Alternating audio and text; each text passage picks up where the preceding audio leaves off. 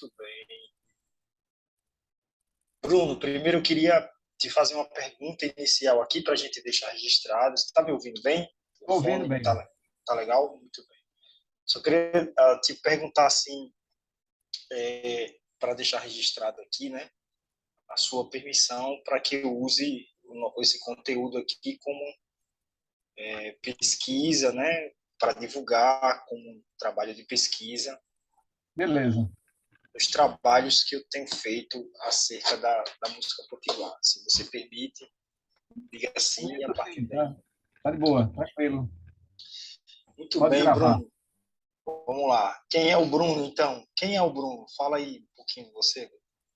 Rapaz, Tem, me mandaram assim, Bruno 7. É porque você toca 7 cordas, é isso? também, né? Quem toca sete, toca seis. Eu comecei com violão de 6 cordas, né? Na universidade, na escola de música. Há muito tempo atrás, na minha juventude, né? Fiz o curso. Assim, antigamente na escola de música não tinha o curso superior, né? Era um curso de extensão universitária. E era e o sistema deles lá era diferente do de hoje, que hoje você tem um curso técnico e tem um curso superior, bacharelado, né? Então, eu estudei lá na escola de música na época e participei de alguns festivais em Natal de música, junto com alguns amigos compositores. Eu normalmente sempre ia mais na área de composição da música do que da letra, né? E arranjos para participar de festivais. Eu participei de alguns grupos musicais, algumas participações em festivais de amostra, tipo o Festival do Forte, do Reis Magos, na década de 70. Assim, eu caminho na música meio paralelo à minha vida profissional, né? Que nessa época eu não, apesar de ter tocado em bares também, acompanhando cantores, mas basicamente eu enveredei mais para a minha área profissional, que eu sou sociólogo de formação e funcionário público no caso hoje eu estou na Capitania das Artes, né, na FUNCAR. E a música ela sempre teve paralela a isso aí, com o choro, há uns 15 anos Bruno, atrás, deixa eu te interromper um pouquinho. foi não. Você tá de frente, você tá no o olho pro celular, porque você não tá olhando para a câmera. Eu também não tava, Que né? a câmera está de lado, aí chorar. Isso aí, tenta. Nada, não é nada demais. Eu tô te ouvindo, tô te vendo só para registro aqui, para Eu ficar mais coloco ela bonitinho. porque a posição dela aqui ela é meio ingrata, porque Aí, isso ela aí. não fica de frente, porque senão ela vai ficar de frente ao computador, sabe? Não, tudo bem, Mas eu tudo acho que bem. tá, Assim melhorou, mas melhorou muito, melhorou melhorou. muito. Então quer dizer assim que hoje você não vive da música, você cursa, né? Tá fazendo. A música, para mim, ela é um complemento, né, na minha profissão. Desculpa aí, pode falar. A minha música é um complemento na minha profissão, né? Ela não é a principal fonte de renda, né? A fonte de renda é do serviço público, né? Como sociólogo, mas eu tenho ela hoje como profissionalismo também, como profissão. Como eu ia falando, há uns 15 anos atrás, eu mandei fazer um violão para mim, um violão de 7 cordas, e aí voltei a estudar, porque eu tinha passado aí esse período todo sem estudar, apenas tocando, brincando. Teve uma época que eu participei mais, fui mais ativo com a música, né? E outro período não, fiquei só com a turminha que tinha, que a gente se reunia para tocar um samba, um negócio. E com uns 15 anos atrás eu mandei fazer esse violão e aí voltei realmente a levar a sério, a estudar o instrumento, né, de 7 cordas, o violão. Fui com Alexandre Moreira, depois fui no Valdemar de Almeida, ainda com Alexandre, depois fiz o curso técnico da Escola de Música, violão popular, né? E agora estou para concluir o bacharelado em violão popular também, já nível superior. Então, assim, Legal. eu retornei aos estudos e nesse período também comecei a participar mais ativamente, a, como é que chama? A coordenar alguns cursos, né? Aliás, alguns grupos, no caso, teve um movimento que a gente fez com apoio também de Alexandre Moreira, que foi lá pelo Solar Bela Vista, que foi a Confraria do Choro de Natal, que a gente realizou durante 3 anos, e a confraria tinha a oficina de choro lá da escola, né, que Alexandre coordenava, e dessa oficina de choro a gente fazia uma apresentação mensal. Sempre convidava alguém da cena do choro, né, em Natal. Então, na época, Pádua, Carlos Zenz, Diogo Guanabara, e outros tantos, né? O próprio Alexandre, que é. Sim, eu li um artigo que fala do Solar Bela Vista como um reduto do choro. Ainda é ativo? Não, Ele né? foi durante 3 anos, né? Assim, ele foi mais do que 3 anos. 3 anos foi a Confraria do Choro que funcionava lá. Mas antes tinha a escola de música e tinha essa oficina de choro que a Alexandre coordenava, que já fazia mais, eu acho que uns, sei lá, 10 anos, uma coisa assim, né?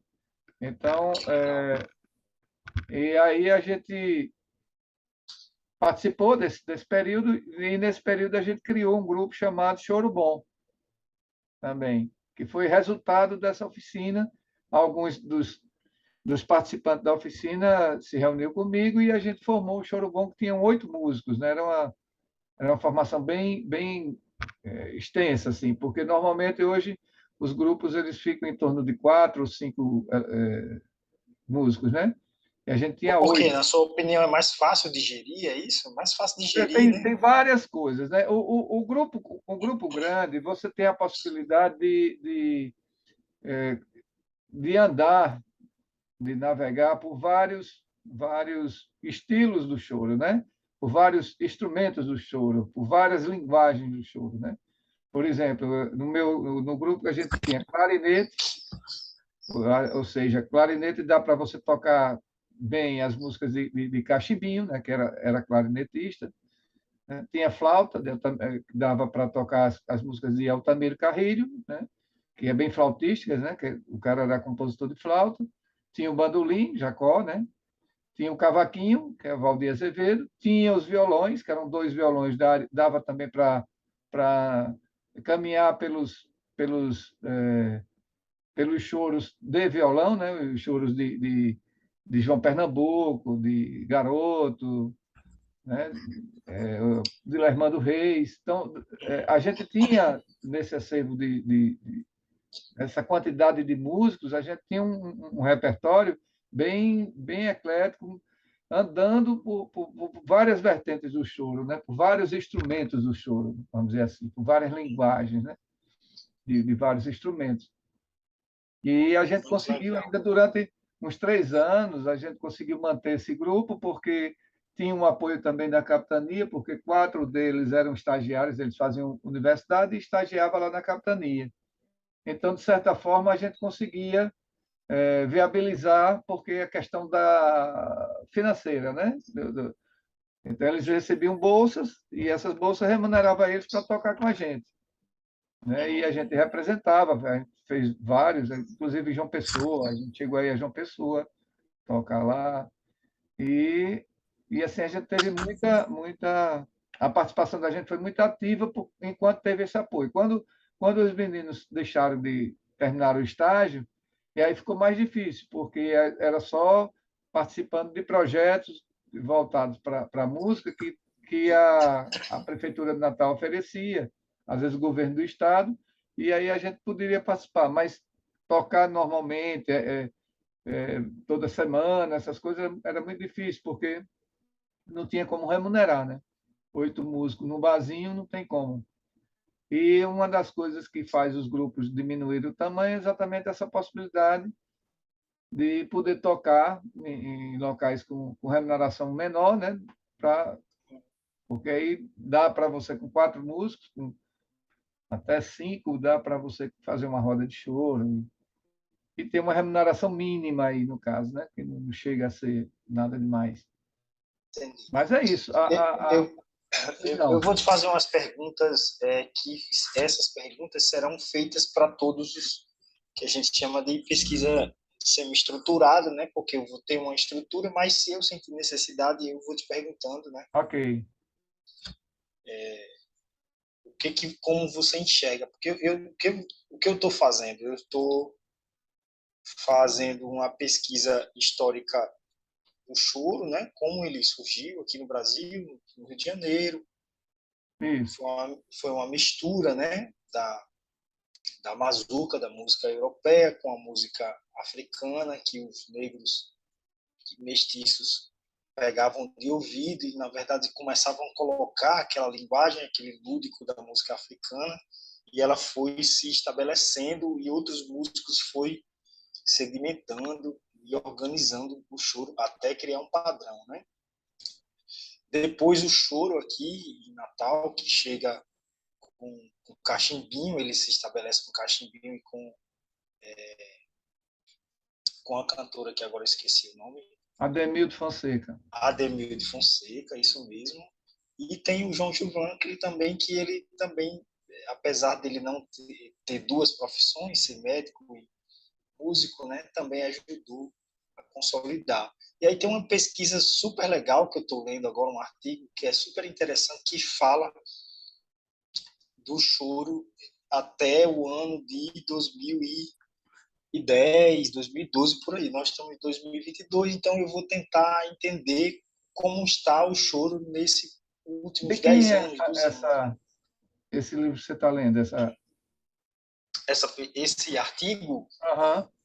é engraçado, que é de um rapaz Costa. Eu só decorei a referência do sobrenome, que é Costa e Dozena. Ok. Eu acho que é duas pessoas, acho que é Ranieri alguma coisa, não lembro aqui. Teve É um uma pessoal pesquisa, um artigo fazendo, de 2012. teve um pessoal fazendo isso, procurou a gente lá na confraria e conversou comigo e tudo. Eu Mas indicaria você. é engraçado que foi pela uma universidade do sul do Brasil, não foi uma universidade, não foi daqui. Tem um pessoal aqui, eu não sei se eles viabilizaram por lá, mas você tem duas fontes aí, bem interessantes aqui em Natal, que uma é o trabalho de doutorado de Álvaro Barros. Sim, não, isso eu já. Você pode. Inclusive, ele está na lista dos entrevistados, ele vai ser É, entrevistado, né? esse trabalho dele, ele faz um apanhado do histórico do início do choro. Ele começa pelas rádios, né? Porque a grande difusora da música era a rádio, e o choro estava inserido nisso aí, né? E ele vem até a década de 80, 70 e 80, que ele faz o apanhado dos grupos de choro da época. Porque As até pessoas. eu li um livro recentemente, né? Que é, pelo menos o único livro que eu encontrei na biblioteca da universidade que fala sobre a história da música aqui em Natal, Ah, que até os anos 70 a moda era rock, né? Jovem Guarda, não, na época ali. Natal, não, Natal, ela. Pelo menos esse livro trata apenas do estilo rock, né? Não, Fala não. do rock. Natal não foi só rock, não. Natal teve samba, as escolas de samba. Se você for lá nas Rocas e pesquisar, você vai ver que vai ter escolas de samba, vai ter grupos de samba da época. Isso já de 40 para cá ou mais, entendeu? Não só Não, eu vou, samba. eu vou pesquisar esses estilos. Eu estou dizendo que o livro que eu li falava apenas Ah, bom. dos E eu estou dizendo a rock. você que em Natal não só tinha isso, rock, na E ele década de 70. estabelecia, e o Viu, livro René? estabeleceu O que eu estou informando a que você é que na uhum, década de 70 não só existia rock. O rock no Brasil, na realidade, ele começa no final da década de 70, 80, né? uhum, Que começa realmente a... Teve a influência do a influência dos Beatles, que formou aqueles grupos de baile, né? Que tinha os grupos de baile, que tinha por exemplo, a banda dos anos 60. Rinaldo é uma grande referência para você conversar com ele, porque Rinaldo ele vem do choro também. O pai dele era chorão e ele uhum. vai tinha um grupo de choro e tinha um grupo banda dos anos 60 que ele criou, que é exatamente no estilo que foi criado ali meio que assim, no estilo dos Beatles, né? Mas, voltando à questão da explicação... Deixa eu te fazer as perguntas aí. Pois não. Você vai, com as perguntas, você vai já responder algumas questões históricas aí também, porque você vivenciou, né? O seu olhar. Por exemplo, qual foi o seu primeiro contato com o choro? Porque quando fala assim, o primeiro contato que você teve com o choro na sua vida como profissional, o que vem à memória? Quem você escutou? Se você A foi... década de... a minha formação é ali no meados de 70, né? 75, foi quando eu comecei a aprender a tocar violão, né? E nesse período havia assim, vindo da década de 60, que o choro no Brasil ele foi muito divulgado, tinha-se acesso aos discos de choro, né? Tanto de Dilermando Reis, toda casa que se prezasse, que tivesse uma radiola, no caso, tinha um disco de Valdir Azevedo, tinha um disco de Jacó de Bandolim. A casa que você diz é casa o quê? Casa de Não, show? residência. Toda Sim, residência sim. que se prezava, que tinha uma radiola, que na época era isso, né? Toca-disco. Se tinha o disco de Lermando Reis, de Valdir Azevedo, de Jacó de Bandolim, dentre outros, né? Mas tinha isso. Então, Esses eram referências, né? Exato, porque eram os mais famosos, eram os que vendiam mais, né? Eram os que tinham mais penetração pela mídia, né? Uhum. Tinha shows na televisão, na TV Tupi, Valdir Azevedo se apresentava tocando. Você imagine hoje, numa TV aberta, tocar choro. Você não vê. Né? Não é isso? Mas na época, na década de 70, tinha.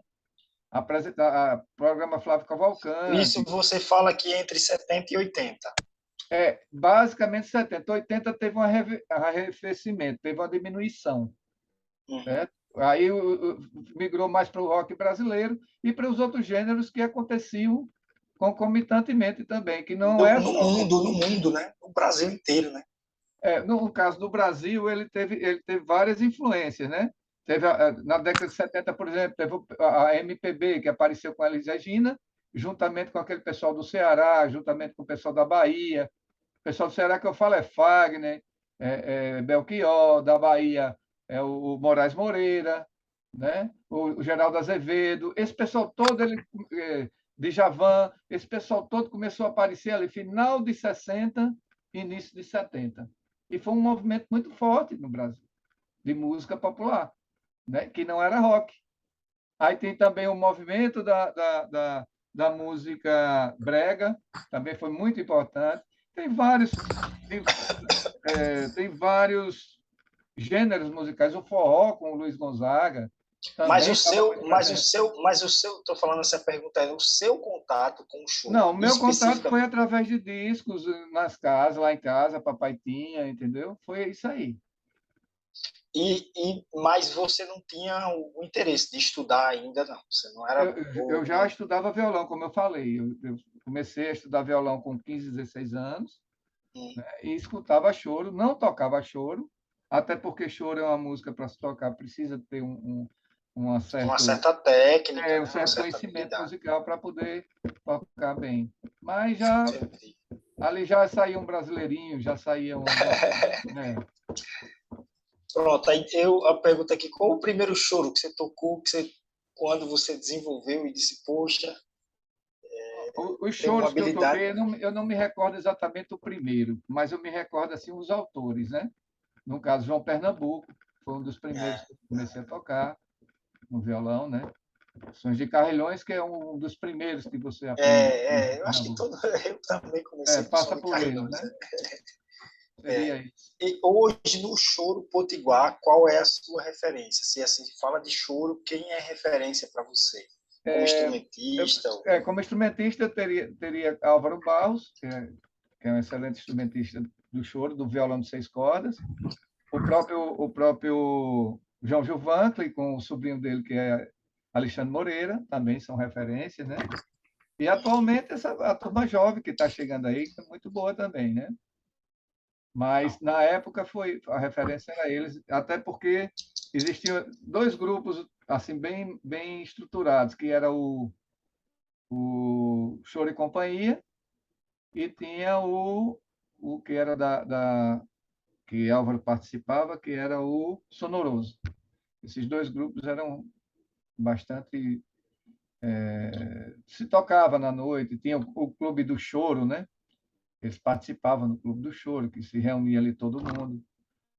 E pronto, a minha referência exatamente básica é essa, né? Tem outras, mas o básico foi Alexandre Moreira e Álvaro Barros. Não, é o que lhe vem à cabeça, provavelmente é o Isso, que me influencia, me inspira mais, né? No isso. nosso choro aqui, qual o nosso choro de Natal, especificamente? Qual é a maior qualidade do nosso choro? Qualidade em que sentido? Qualidade Musical. em qualquer aspecto que você acha que o choro Porque, do assim, Potiguar, o ele... músico natalense é um músico muito bom. Então, certo? Por exemplo, tem o Choro do Elefante, que é com Beethoven, Com né? Chico Chico Beethoven, assim. Beethoven, né? Então, é um grupo interessante. Tem o Choro da Terra também, que é o Entendi. Então, você acha que a nossa qualidade não é a deixa a gente ter desejar, bons não. instrumentistas Tem, estudando, tem. bons Tem bons instrumentistas instrumentistas. produzindo e tocando? Isso. Que legal. Isso é real, isso é verdade. Concordo plenamente com você. E qual o principal problema? Em relação ao Se, que? Ao choro? Ao ao gênero? choro potiguar, ao gênero, ao Ao que a choro gente, potiguar, né? a gente, que precisa melhorar, na sua opinião, no choro Rapaz, potiguar? no caso da música, porque assim, o choro é uma música, como a gente já conversou antes, que precisa que a pessoa tenha um certo conhecimento musical. Tem que ter leitura, tem que saber ler partitura, né? Tem que ter uma condição técnica de execução um pouco melhor para se executar o choro, né? São vários instrumentos que estão envolvidos aí, como eu falei, né? Quer dizer, você tem Tocar a cavaquinho, você prática de tem a conjunto é bandolim, com certeza, né? Tocar choro é tem, a não ser fundamental. que seja um violão solista, mas se É, você for tocar no roda de choro, você precisa ter isso. uma concepção E o grande problema é conjunta. exatamente, Renê, o grande problema que eu vejo é a questão da formação, certo? Você tem a escola de música hoje, que é uma escola que está começando. Eu sou da primeira turma de violão popular. Então, lá não tem violão de 7 cordas, lá não tem cavaquinho, lá não tem bandolim, né? Lá, a escola de música é uma escola muito voltada à escola tradicional europeia de música, né? Então, a música brasileira, que precisa desses instrumentos para ser executada, ela fica meio que de lado, né? Para você ter ideia, há 5 ou 6 anos atrás, foi criar o primeiro curso de cavaquinho na Universidade do Rio de Janeiro, com Henrique Cases. Então, assim, a dificuldade que eu acho que não é só de Natal, é a dificuldade no país todo, é ter escolas voltadas, mais escolas voltadas para o gênero brasileiro. Você vê, por exemplo, em Brasília já tem a escola lá de Rafael Rabelo, que é a escola ligada ao Clube do Choro de Brasília. Tem a escola portátil também, que é de Luciana Rabelo, lá no Rio de Janeiro, que é voltada para o gênero choro, né? Mas, assim, algumas cidades, algumas coisas que tem escolas voltadas para o gênero, né? Aqui em Natal a gente não tem.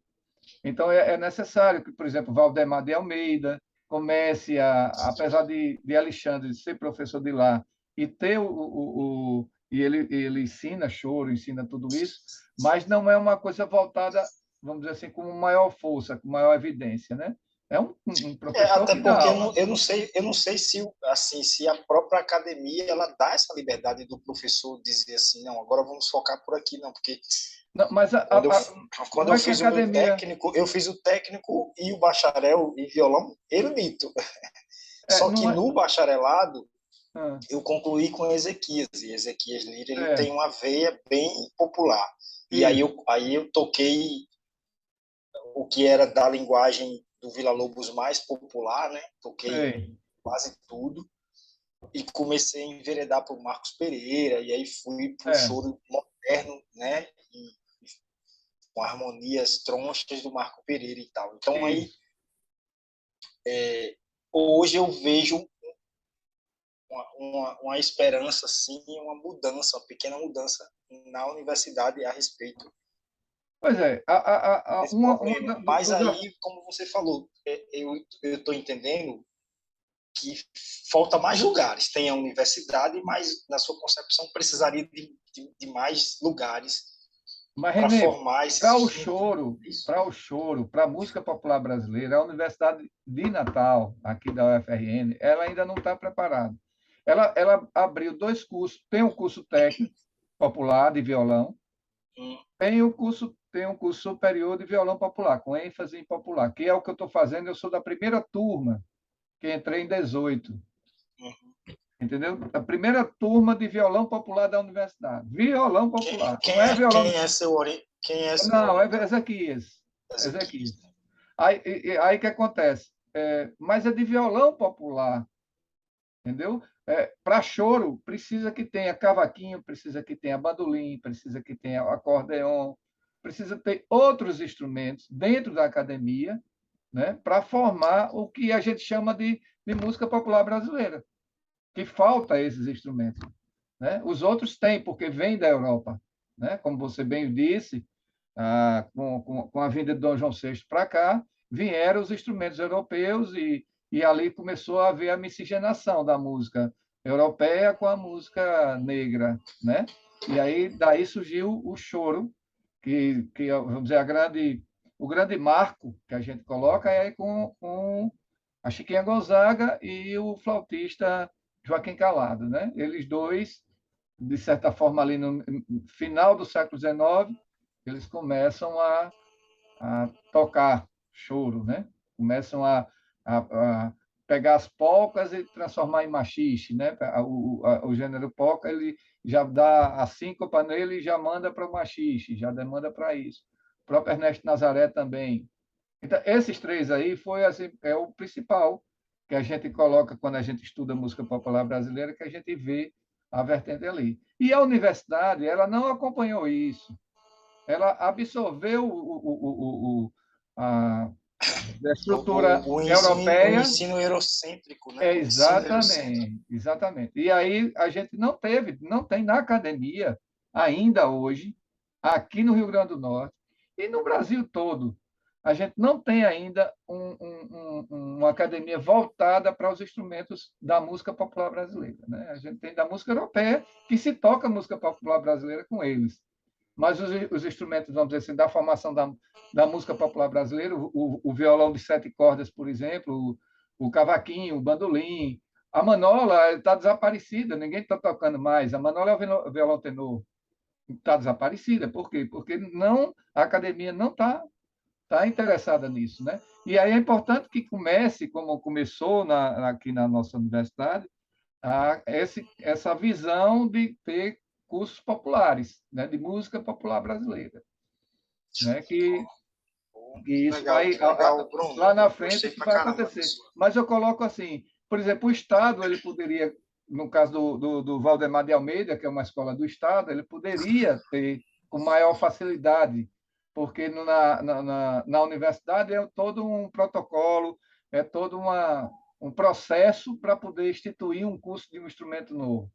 No Valdemar de Almeida não existe isso, é só a vontade política mesmo, a vontade do gestor de colocar os instrumentos lá para ensinar, né? E a criação, que eu tenho um projeto de criação da escola de música do município, lá pela Funcart. Isso aí é uma luta que eu venho travando já há algum tempo e tentando ver se cria uma escola municipal de música de Natal, né? Que legal. Mas já É com uma esse luta que a pensamento gente da vem. veia popular. Olha, Claro. não tem a ver com essa pesquisa, terá a ver com outra pesquisa que eu vou fazer Hum. com os estilos tradicionais de coco e Sim, semelhantes, aí a música regional que a gente chama, que música é a regional, isso música porque eu, é, no meu folclórica, último né? Folclórica e podcast, regional. isso, no meu último podcast, o Kleber Moreira, que ele tem essa veia, né, que é o Hum, percussionista, hoje está no Ceará, ele me fez uma pergunta durante o podcast, ele me fez a pergunta e eu estava entrevistando. Não foi nenhuma pergunta, foi uma indagação. Ele disse assim, Renê, quando se fala em música potiguar, qual a música que representa a música potiguar. Não tem, a gente não, assim, pelo menos não me vem claramente. Por exemplo, se a gente fala na Bahia, a gente fala no axé. A gente fala em Pernambuco, a gente fala no frevo. Se a gente, né? Se a gente fala no Rio Grande do Sul, o Rio Grande do Sul tem as suas músicas tradicionais que representam. Ele fez essa pergunta e aqui e isso ficou na minha cabeça. Eu tenho uma resposta para isso, né? Pode falar. A música. Isso aqui já serve para a sequência da minha pesquisa. A cultura potiguar, a cultura natalense, é uma cultura de cidade cosmopolita. Porque a cidade de Natal, ela sempre ela sempre recepcionou pessoas de fora, pela própria característica de Natal. Natal, ela tem não sei quantos quartéis. Então, esse pessoal que mora fora vem para Natal. Natal teve a Segunda Guerra Mundial, que teve uma influência americana muito forte na nossa cultura. Então, na década de 40, 50, ficou muito. A gente tem uma tradição muito forte, por exemplo, com a modinha. Tem um livro de Galvão, lembro o nome do autor agora, que é só sobre modinha potiguar. Então, o problema nosso é que, como você citou, a mídia coloca o frevo lá para Pernambuco, a mídia coloca o axé lá para a Bahia, certo? E a mídia nossa não coloca, por exemplo, que os grandes trios vocais, a tradição que Natal teve e se perdeu, ainda tem trio vocal, ainda existe trio vocal. A gente discutiu isso bastante, assim, que nós não divulgamos o que é nosso. Porque a questão nossa, a nossa cultura é exatamente de absorver a cultura que vem de fora. Nós não temos o fanismo com a nossa cultura. E aí as coisas se perdem no meio do caminho, exatamente pela falta desse cuidado Temos uma dança tradicional, a única dança tradicional nossa, que não tem canto nenhum, só tem em Natal, se chama Araruna. É uma dança, tem a música própria dela, entendeu? Então, assim, nós temos elementos. Nós temos elementos. Eu entendo. Nós temos a divulgação disso. Né? Nós não temos a divulgação, a massificação disso através das escolas, através da própria mídia. Né? O frevo ele vem da capoeira. Nós temos gêneros musicais, mas o que eu estou falando é que esses gêneros eles não nos representam. A questão da representatividade dele está exatamente aí, na identificação. Se você não tem a divulgação dela, não vai identificar. Por exemplo, a questão da modinha. Se essa modinha ela permanece na mídia, ela ia ser, onde é que tem modinha? No Rio Grande do Norte. Mas aí a gente teve o período de divulgação dela, de fazê-la, de produzi-la, e ela não seguiu adiante. Que poderia ser um identificador para a nossa cidade. Voltando à questão da cultura nossa, a nossa cultura é de receber pessoas. Então, a gente recebe influências de todos os gêneros. Agora, a gente tem dentro desse gênero... Eu acredito que eu pensei nisso assim também. A gente é potiguar, ele absorve. A gente tem uma linguagem cosmopolita. As pessoas vêm de fora e deixam as coisas deles aqui. Então, nós temos bons músicos de jazz. Isso é bom. Eu acho bom. Ruim, né? Eu não acho ruim, não. É bom e ruim, né? Porque... Não, eu não acho ruim. O que eu acho ruim é não evidenciar também as influências nossas. Nosso, né? Entendeu? Só falta isso. Para não ter mais esse discurso. Não tem nada que identifique com o natalense. Tem. O problema é que isso não é divulgado. Não é colocado nas Bruno, nas escolas, você tá com tempo aí? Eu posso mandar outro link aqui para a gente terminar aqui? Vou mandar outro link aqui para a gente continuar, certo? Tá bom, por conta do tempo do link, né? Segura aí.